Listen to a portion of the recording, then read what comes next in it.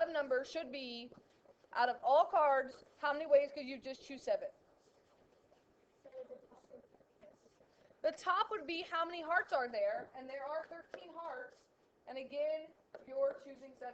And I'm sure that's going to be a crazy, crazy decimal, because the bottom's going to be a really, really big number. But you got to think about when they're talking about a deck of cards, and they're talking about drawing so many, that's always going to be a combination, in terms of if you're drawing a whole hand at once, because it doesn't matter what order you get those in.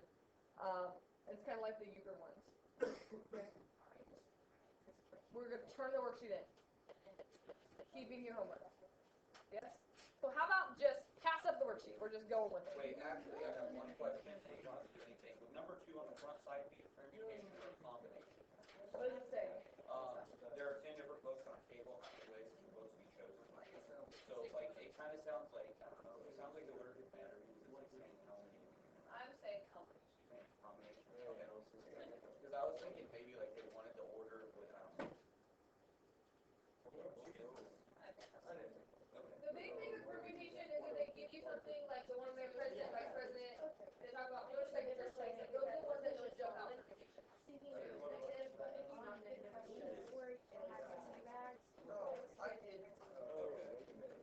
it's the big idea is here. So are you adding your whole stuff?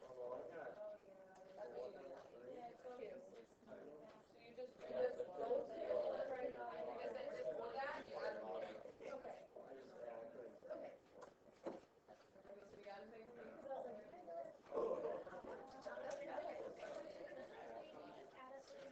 All right. What about the book homework? I got time for like 2 of those books. One just. Oh, time. Yeah. I felt very good. Like 22 circles.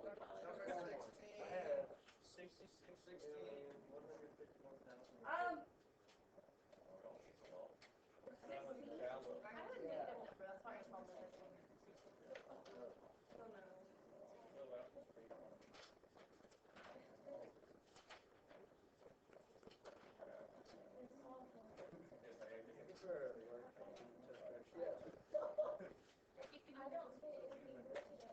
The big thing on these is you have to know which formula to use at which time and then plug your stuff in right. So, like on 16 says find the sum of the geometric sequence, and so that's very similar to like one of the last problems that we did. I think we did number 15 in our notes.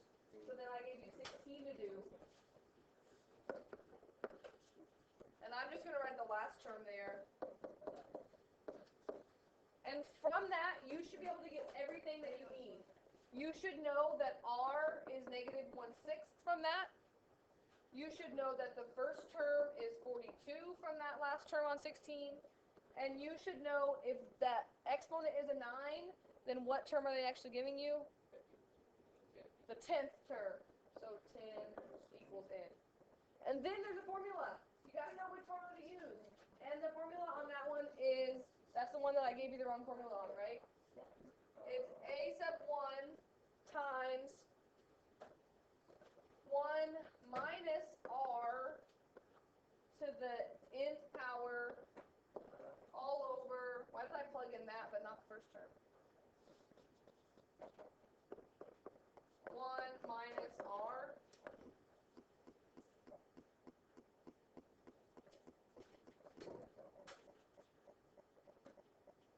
And the big thing I want to caution you about is simplifying this. And I just typed it in my calculator, but here's a big mistake that people make, is they change this minus a negative to a positive.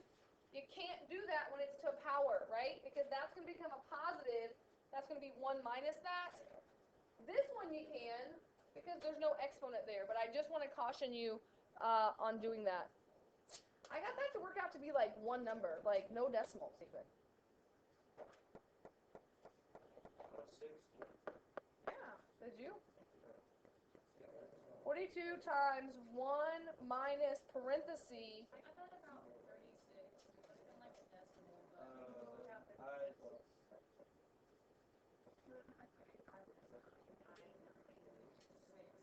Divided by 1, or maybe I just rounded in, plus 1/6.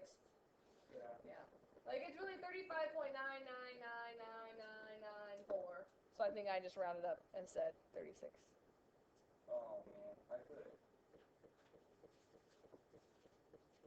plus 6%, but it would really be minus because it cancels like that. Right, right. And so that's what I always say, like, don't, people see two negatives and they want to make them positive so much, but you have to do that power first, and that one would make it positive, so that's why you can't, that's why it changes your answer. Changed it on top.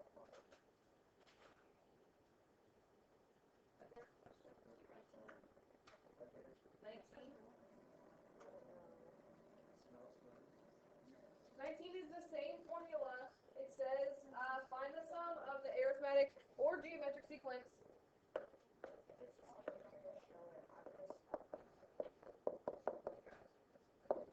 The difference on 19 is it doesn't give you that formula at the end to let you know everything, but you should be able to look at this and say every time you're multiplying by -1/2, so r is -1/2.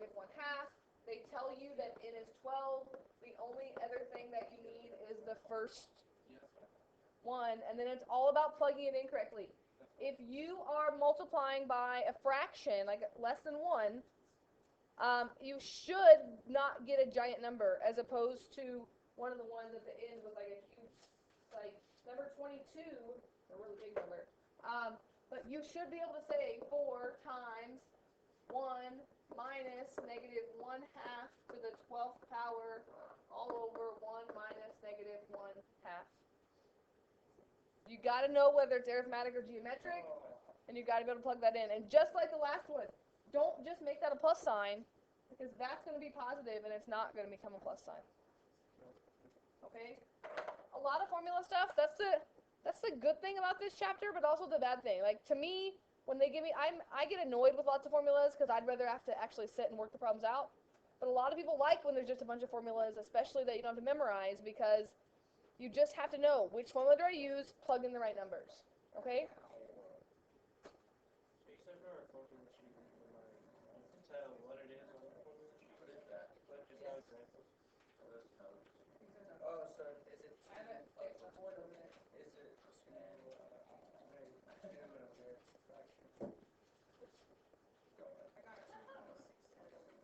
Probably.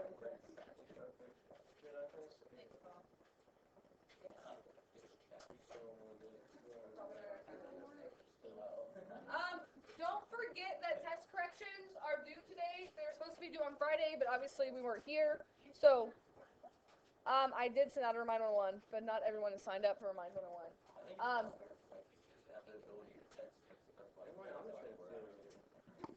Mostly it's just annoying because you can't respond back to my text. That's the annoying part, I think.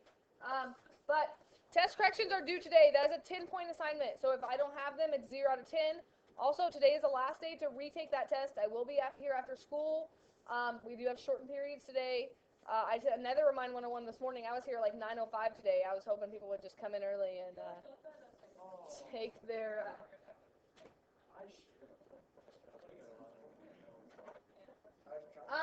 So this is it before the next section, which is the proof section. So we're almost done with this chapter. I'm really hoping to get a test in this Friday. Your final is the first day, Wednesday. So that's it. It's very scary. So let's hope we don't have terrible weather, because otherwise we're screwed. So here's the one thing that we're missing from this section. There's only really one thing, so I hope that we can get through this. An infinite series. So notice this is exactly what we talked about on Thursday. This is our summation. We start at 1, but the difference is if it has an infinity sign on the top, that means you never stop, right? You just keep adding up forever. So add them all up, but you just keep going at the end. So part of this is really easy. A partial sum. Partial sum means you add up just part of it. Yes? Does that make sense? So some of your homework tonight says this. Find the 5th partial sum of this infinite series from 1 to infinity n squared. How many do you think I add if I want the 5th partial sum? 1 to 5, right? So I just say, oh, the 5th partial sum I'm going to plug in 1 here, so I'm going to get 1 squared plus 2 squared plus 3 squared plus 4 squared plus 5 squared. Although this goes to infinity, I'm going to stop at 5 because it told me it just wanted the fifth partial sum. So 1 plus 4 plus 9 plus 16 plus 25. 55, is that right? Yes? 54. 55?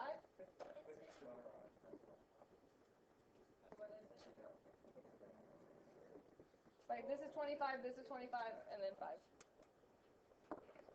You with me on that part? So that's easy. What if they don't tell you? What if they just say find the sum?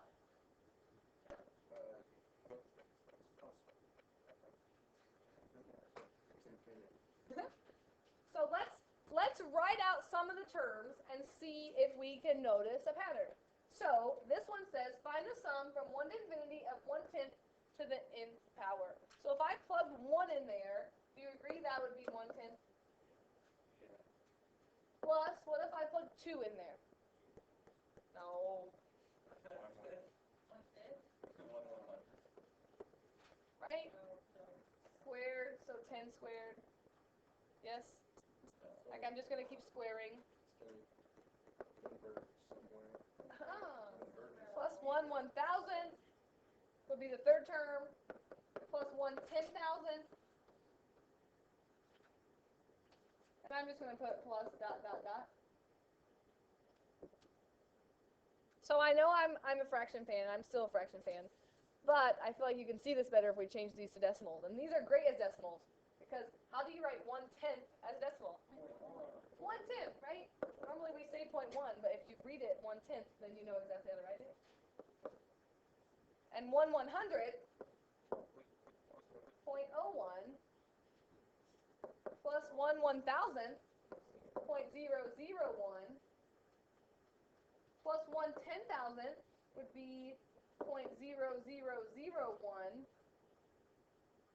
plus ...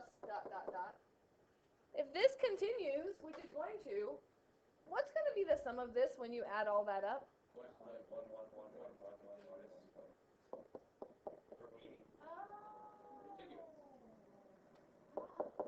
you think about that? I'd rather change a fraction. Do you know what 0.1 repeating is as a fraction? How about this? Here's a little lesson of the day. All the ninths are whatever the top number is repeating. 2 ninths is 0.2 repeating. 3 ninths, which is 1/3, is 0.3 repeating.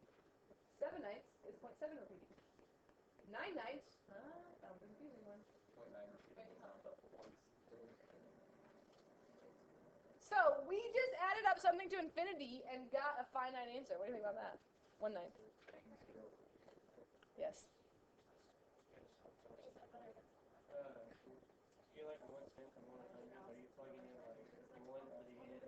I'm just going, right? This is when n equals 1. This is when n equals 2. This is when n equals 3. So I'm just taking that number cube each time.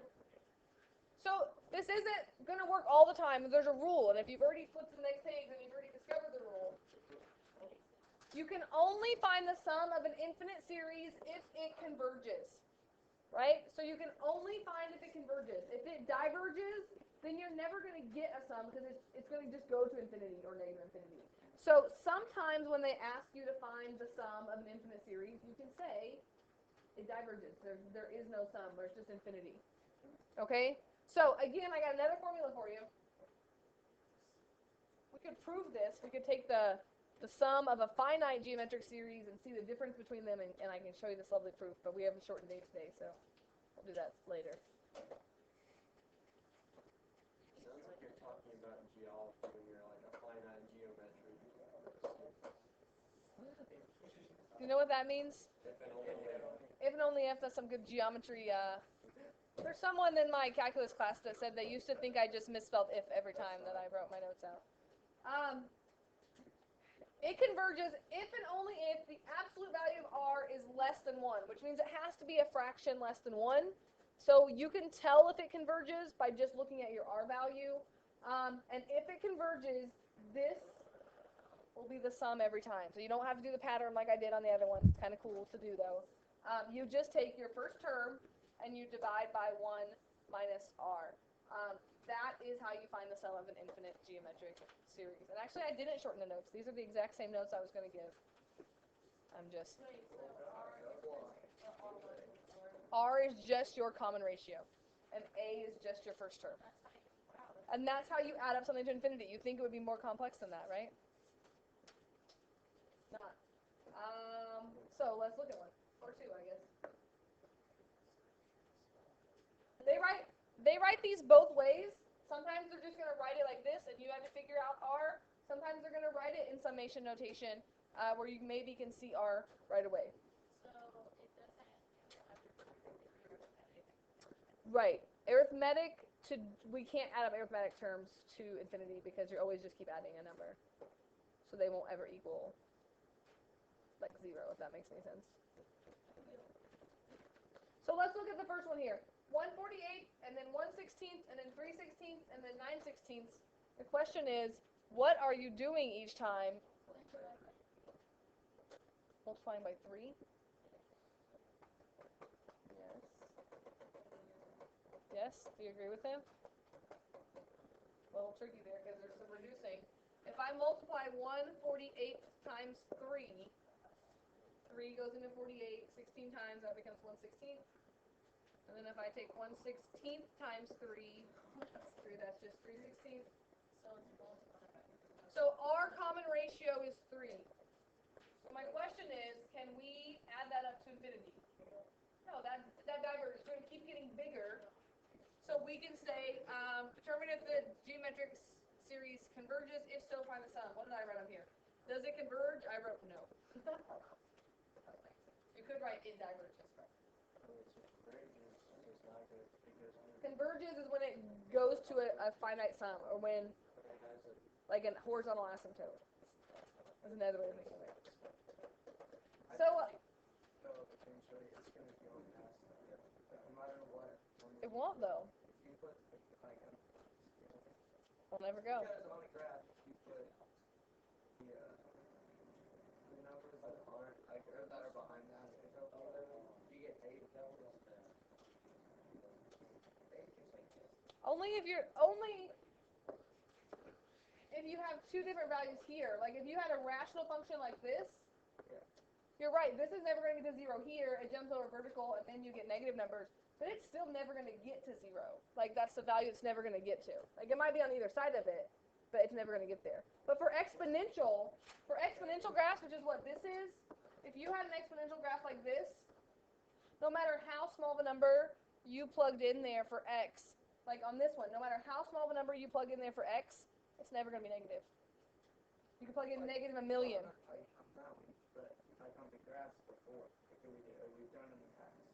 You need to show me one because I think you're telling a lie. We don't have time for that today. We got 5 minutes. 6 minutes. I do want to point out this. We always start with 1, and I told you that you can start with 0. Notice the difference here. When they start with n equals 0, look what's different up here. You see any differences in our equations? No, it doesn't look the same. When we start with n equals 1, our problems would look like this. Right? Isn't our formula n minus 1? So I just want to point out, this is okay. There's nothing wrong with this. You never have to write an equation like this, but you could. But if you start with 0, then your formula now is just to the n power instead of the n minus 1 power.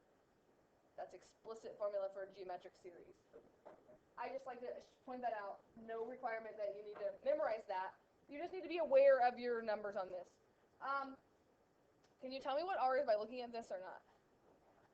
Yeah, I recognize that this is the geometric formula where this is the first term, this is R, and then normally we do n minus 1. If you didn't recognize this, just work out a couple terms. If you plug 0 in here, you would get 16. If you plug 1 in here, you would get 16 times 1/2, which is 8. 8. Come on now. If you plug 2 in there, you get 16 times 1/4, which is 4. So if you can't tell by looking at that this is your R value, which it always will be, you can just work it out. So if r is 1/2, can we find the sum of that going to infinity? Yes. Yes. And the formula for the sum is just the first term over 1 minus r. It's like the easiest formula we've had all year, I think. All chapter. And it's the coolest one, because we add to infinity. What is 1 minus 1/2? And what is 16 divided by a half? 32. Divided by half is the same as multiplying by 2. 32. How about that? You add that up to infinity, it's just 32. You would have lost that. There is a reason I lost it. Did you say 8? Really not so bad today. I couldn't fit this all in one day, so today would have been shorter anyway. We would have had more time to do homework questions and test correction questions and all that fun stuff, but boo for bad weather. This is 9-5 day 2. We are having a test very soon, which means your homework is due very soon. So if you are behind on homework, you need to catch up on that. 9-6 is our last section, and then we have a review. Haven't decided what I want to do yet. We could we could do 9-6 tomorrow. We could review on Wednesday. We could test on Thursday, or we could have an extra day in there for review or worksheet. I don't know. You think just test Thursday? I think we just skip this test and just start studying for final like crazy. But some people want another test for their grade. Like, You said you've already missed a day and a half. But you said your final's not as hard as your off test. So I feel like we should stick to